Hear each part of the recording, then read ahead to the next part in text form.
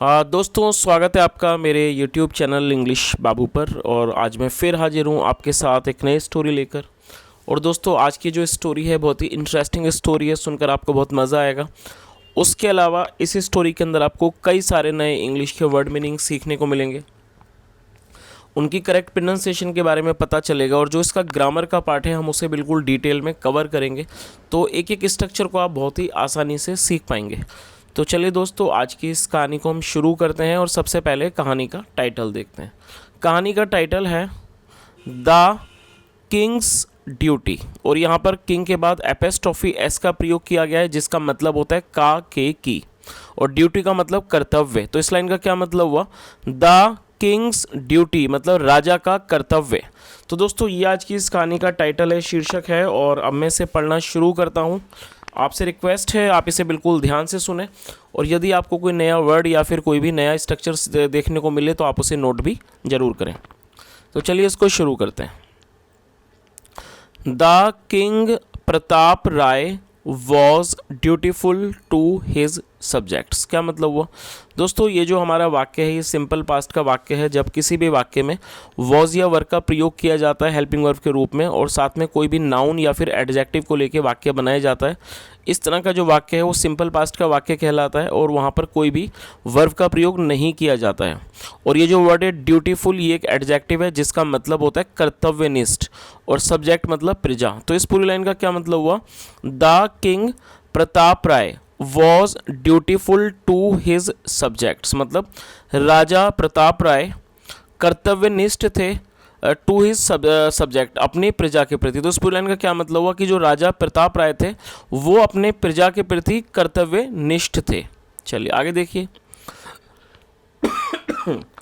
For the welfare of the king and his state once people decided to perform a yajna. क्या मतलब हुआ? For the welfare, दोस्तों welfare noun है जिसका मतलब होता है कल्याण। For the welfare of the king मतलब राजा के कल्याण के लिए, एंड हिज स्टेट और उसके राज्य के लिए, वंस एक बार, पीपल डिसाइडेड, और डिसाइड करने का मतलब होता है किसी चीज़ का फैसला करना, निर्णय करना। और दोस्तों ये हमारा पास्ट इंडेफिनिट का अफर्मेटिव वाक्य है। जब पास्ट इंडेफिनिट में कोई भी अफर्मेटिव का वाक्य बनाया जाता है तो वहाँ वर्ब की सेकंड फॉर्म का प्रयोग किया जाता है। और अगर उसमें अब आपको एक और वर्ब जोड़नी हो तो उससे पहले आपको टू लगाना होता है, टू के बाद अगली वर्ब का प्रयोग किया जाता है, और टू के बाद हमेशा ही वर्ब की फर्स्ट फॉर्म का प्रयोग किया जाता है। परफॉर्म मतलब होता है करना। तो क्या मतलब हुआ? एक बार पीपल वंस एक बार people decided to perform a yajna, लोगों ने एक यजना करने का फैसला किया। तो इस पूरी लाइन का क्या मतलब हुआ? For the welfare of the king and his state मतलब राजा और उसके राज्य के कल्याण के लिए, once people decided to perform a yajna मतलब एक बार लोगों ने तय किया या कह सकते हैं निर्णय किया, टू परफॉर्म अ यजना एक यजना करने का। चलिए आगे देखिए। The king allowed it and promised any help needed. क्या मतलब हुआ? अलाउ करने का मतलब होता है किसी चीज़ की अनुमति देना। द किंग अलाउड इट, राजा ने इसकी अनुमति दी, एंड प्रोमिस्ड और उन्होंने वादा किया, और ये सेकंड फॉर्म में प्रॉमिस की, एंड प्रोमिस्ड और वादा किया, एनी हेल्प किसी भी मदद का, नीडेड जिसकी ज़रूरत हो। चलिए आगे देखिए। बट द पीपल सैड लेकिन लोगों ने कहा, दैट की सीन्स क्योंकि, it was being done for the good of the king by his subjects. और दोस्तों ये जो हमारा वाक्य है आप इसके स्ट्रक्चर को नोट कर सकते हैं। इट वॉज बीइंग डन, ये पास्ट कॉन्टिन्यूस का पैसिव वॉइस का सेंटेंस है। जब आप पास्ट इंडेफिनिट में कोई भी पैसिव वॉइस में वाक्य बनाना चाहते हैं तो वहाँ पर वॉज या वर्ब का प्रयोग किया जाता है हेल्पिंग वर्ब के रूप में, साथ में बीइंग और वर्ब की थर्ड फॉर्म का प्रयोग किया जाता है। और ये जो इस तरह का जो भी वाक्य होगा जिसमें वॉज या वर्ब के बाद बीइंग और थर्ड फॉर्म आएगी तो वो हमारा पास्ट कॉन्टिन्यूस का पैसिव वॉइस का वाक्य होता है। तो इस लाइन का क्या मतलब हुआ? पीपल सैड लोगों ने कहा, दैट की सीन्स क्योंकि, इट वॉज बीइंग डन ये किया जा रहा था, for the good of the king राजा के भले के लिए, बाय हिज सब्जेक्ट्स उनकी प्रजा के द्वारा, द पीपल विल बेयर। और दोस्तों ये जो वर्ड है BEAR, बेयर का मतलब है सहन करना, बर्दाश्त करना। तो जो लोग हैं वो सहन करेंगे, ऑल एक्सपेंसेस सारे खर्चों को सहन करेंगे। तो इस पूरी लाइन का क्या मतलब हुआ? कि बट द पीपल सेड कि लोगों ने कहा कि क्योंकि ये जो किया जा रहा है वो राजा के भले के लिए किया जा रहा है बाई सब्जेक्ट्स, उनकी प्रजा के द्वारा। The people will bear all expenses, जो लोग हैं वो इसका जो खर्चा है उसको वो वहन करेंगे, मतलब जो उसका खर्चा है उसको वहीं के जो लोग हैं, जो प्रजा है वो उसको सहन करेगा। बेयर मतलब सहन करना या फिर वहन करना। चलिए आगे देखिए। The king was requested only to grace the occasion, क्या मतलब हुआ। और दोस्तों ये जो हमारा वाक्य है द किंग वॉज रिक्वेस्टेड, ये हमारा पास्ट इंडेफिनेट का पैसिव वॉइस का वाक्य है। जब वॉज या वर के बाद थर्ड फॉर्म का प्रयोग किया जाता है तो इस तरह का जो वाक्य है वो पास्ट इंडेफिनेट का पैसिव वॉइस का वाक्य कहलाता है। तो क्या मतलब हुआ, द किंग वॉज रिक्वेस्टेड मतलब राजा से अनुरोध किया गया, only to grace the occasion, grace मतलब शोभा बढ़ाना, only to grace the occasion मतलब राजा से अनुरोध किया गया कि वो सिर्फ ये जो प्रोग्राम है, ओकेजन है, उपलक्ष्य है, उसकी वो शोभा बढ़ाएं। चलिए आगे देखिए। The Yojana started at appointed time, क्या मतलब हुआ दोस्तों। अपॉइंटेड एडजेक्टिव है जिसका मतलब होता है नियत समय, मतलब कि जो पूर्व नियोजित समय है उसे अपॉइंटेड कहा जाता है, अपॉइंटेड टाइम। तो क्या मतलब हुआ, the Yojana started at appointed time, जो यजना था वो नियत समय पर मतलब सुनियोजित समय पर, दिए गए समय पर शुरू हुआ। It was to last for 21 days. और दोस्तों ये जो हमारा वाक्य है वॉज टू, जब आप कोई भी ऐसा वाक्य बनाएं जहाँ पर आपके वाक्य की टेल पर ना था, नी थी वगैरह के शब्द आए तो वहाँ पर वॉज टू या वर टू का प्रयोग किया जाता है हेल्पिंग वर्ब के रूप में। और ये जो लास्ट है ये इसको यहाँ पर वर्ब के रूप में प्रयोग किया गया। लास्ट का मतलब होता है चलना। तो इस पूरी लाइन का क्या मतलब हुआ, it was to last for 21 days, मतलब इसे 21 दिन चलना था। चलिए आगे देखिए। The king would attend the yajna every day and give offering to the fire, क्या मतलब हुआ, the king would attend the yajna every day, जो राजा थे वो हर रोज उस यजना को अटेंड करते, मतलब उसमें शामिल होते। And give offering to the fire, और वो आग में आहुति देते। चलिए आगे देखिए। द 20 डेज पास्ट, और ये भी हमारा पास्ट इंडेफिनेट का अफर्मेटिव वाक्य है। द 20 डेज पास्ट मतलब 20 दिन गुजर गए, पास होने का मतलब गुजर जाना। तो क्या मतलब हुआ, द 20 डेज पास्ट 20 दिन गुजर गए। All waited for the final day, और ये वेट की सेकंड फॉर्म है, और ये भी हमारा पास्ट इंडेफिनेट का अफर्मेटिव वाक्य है। All waited for the final day, और सभी ने मतलब उस फाइनल डे का, उस आखिरी दिन का इंतज़ार किया।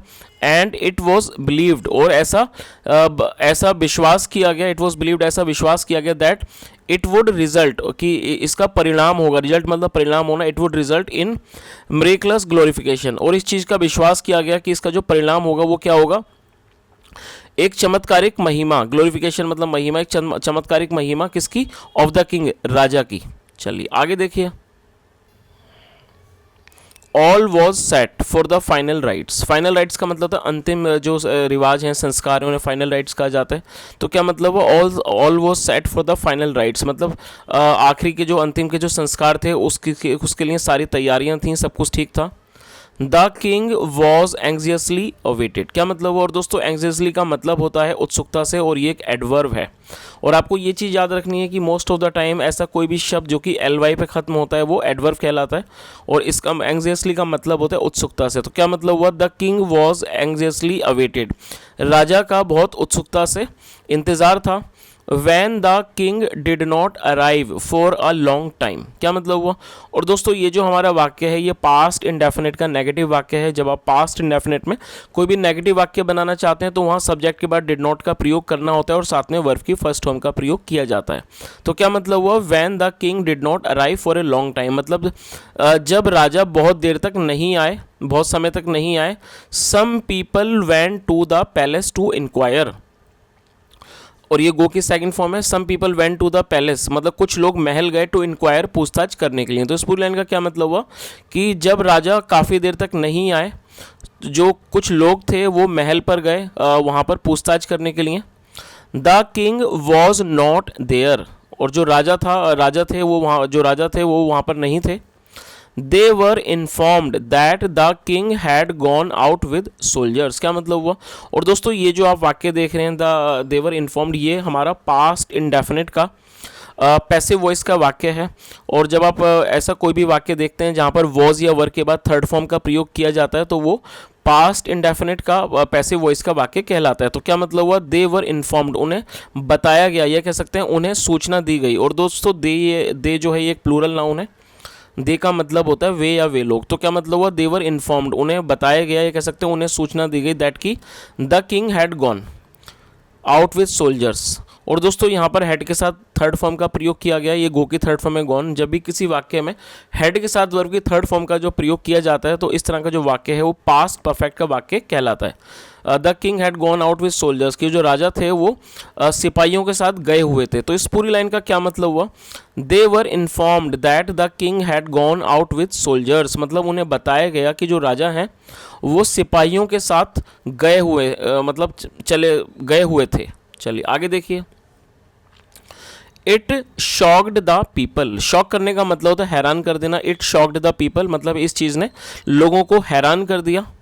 The Yojana could not be completed, और ये भी हमारा पास्ट ये हमारा पास्ट का पैसिव वॉइस का वाक्य है। The Yojana could not be completed, ये जो यजना था उसे पूरा नहीं किया जा सका। When the king returned the people went to meet him, क्या मतलब हुआ, व्हेन द किंग रिटर्न, जब जो राजा थे वो जब लौटे, the people went to meet him. और दोस्तों ये जो आप वाक्य देख रहे हैं ये भी हमारा पास्ट इंडेफिनिट का अफर्मेटिव वाक्य है, और इस वाक्य में दो वर्ब का प्रयोग किया गया है। जो इसमें मुख्य वर्ब है प्राइमरी वो गो की सेकंड फॉर्म में वेंट, और जब ऐसा कोई भी वाक्य बनाया जाता है जहाँ पर दो वर्ब का प्रयोग किया जाता है तो जो मुख्य वर्ब है उसे आगे लिखा जाता है, उसके बाद टू का प्रयोग किया जाता है और टू के बाद वर्ब की फर्स्ट फॉर्म का प्रयोग किया जाता है। तो क्या मतलब हुआ, people went to meet him, लोग उनसे मिलने गए। तो इस पूरी लाइन का क्या मतलब हुआ, when the king returned the people went to meet him, जब राजा वापस लौटे लोग उनसे मिलने गए। द किंग सेड, राजा ने कहा, आई एम सॉरी, मतलब मुझे दुख है, that your Yojana could not be culminated, और कल्मिनेट का मतलब होता है समापन होना। तो क्या मतलब, आई एम सॉरी, मुझे दुख है, that your Yojana could not be culminated, कि जो आपका ये जो यजना है वो पूरा उसका समापन नहीं हो पाया। बट लेकिन my going away was necessary, but my going away was necessary, और गोइंग अवे मतलब दूर जाना, but my going away was necessary, लेकिन मेरा दूर जाना वो ज़रूरी था। और दोस्तों ये जो वर्ड है नेसेसरी ये एडजेक्टिव है जिसका मतलब होता है ज़रूरी, आवश्यक।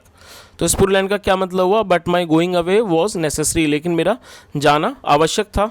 The neighbouring king, neighbouring king मतलब पड़ोसी राजा, the neighbouring king had come to invade our kingdom, और दोस्तों इन्वेड का मतलब होता है हमला कर देना। तो क्या मतलब हुआ, the neighbouring king had come to invade our kingdom, जो पड़ोसी राजा है had come to invade our kingdom, वो हमारे राज्य पर हमला करने के लिए हमला करने के लिए आया था। वी बीट दैम बैक, हमने उन्हें पीट कर वापस भगा दिया। चलिए आगे देखिए, द पीपल वर कंसोल्ड, और कंसोल का मतलब होता है किसी को सांत्वना देना, ढांढस बनाना, और ये भी हमारा पास्ट इंडेफिनिट का पैसिव वॉइस का वाक्य है। द पीपल वर कंसोल्ड मतलब लोगों को सांत्वना दी गई। दे सैड, उन्होंने कहा, योर मजेस्टी मतलब कि महाराज, had you waited for just one more day you might have become the most glorious king on the earth. क्या मतलब हुआ इस लाइन का, उन्होंने क्या कहा कि महाराज, had you waited for just one more day, कि महाराज यदि आपने सिर्फ एक और दिन इंतजार किया होता, यू माइट हैव बिकम कि शायद आप बन गए होते द मोस्ट ग्लोरियस मतलब सबसे ज़्यादा महिमा वाले राजा ऑन द अर्थ, इस पृथ्वी पर। चलिए आगे देखिए राजा साहब ने क्या जवाब दिया इस बात का। द किंग स्पोक, जो राजा थे वो बोले, हैड आई डन दैट, यदि मैंने ऐसा किया होता, we would have become slaves, हम गुलाम बन गए होते, ऑफ नेबरहुड किंग, पड़ोसी राजा के। तो इस पूरी लाइन का क्या मतलब हुआ, राजा साहब ने क्या कहा, had I done that we would have become slaves of neighbourhood king, अगर ऐसा मैंने किया होता तो हम पड़ोसी राजा के गुलाम बन गए होते।